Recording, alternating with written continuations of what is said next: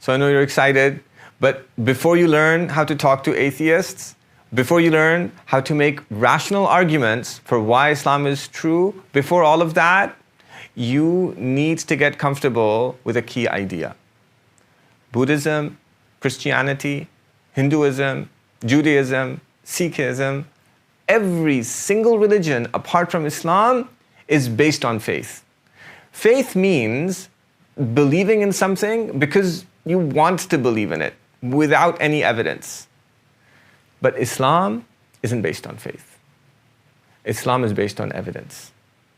In this first chapter, you're going to learn that the statement, Islam is true, is not a cultural preference. It's a fact. It's based on evidence. You can prove that it's true.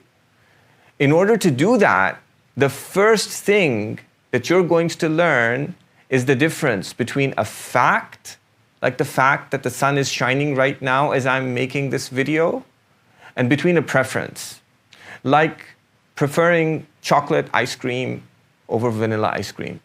Chocolate wins, hands down.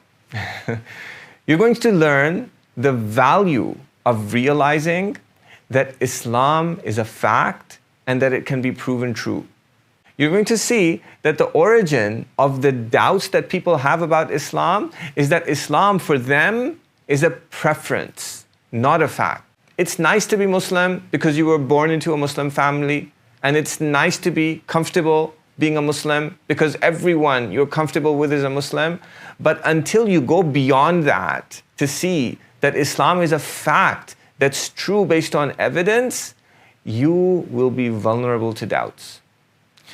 After you learn that, you're going to learn the first critical thinking technique in this course. It's called reject the atheist's faith frame. We're going to practice it first on the video of Richard Dawkins that you just saw. Then you'll practice it on a couple of real-world scenarios. Finally, you're going to do something surprising. You're going to define Islam. You might think that's easy because you're a Muslim and you've been Muslim all your life. But you're going to see very quickly that it's not as straightforward as you thought. Because if you want to prove that Islam is true and Islam is a fact, then you can't just use any definition of Islam. These are introductory topics. We're just getting our feet wet. But this is a crucial module. It sets up the rest of the course. You learn that the statement, Islam is true, is not a cultural preference. It's a fact. And you learn that by learning 3 key terms: facts, preferences, and Islam. Let's get started.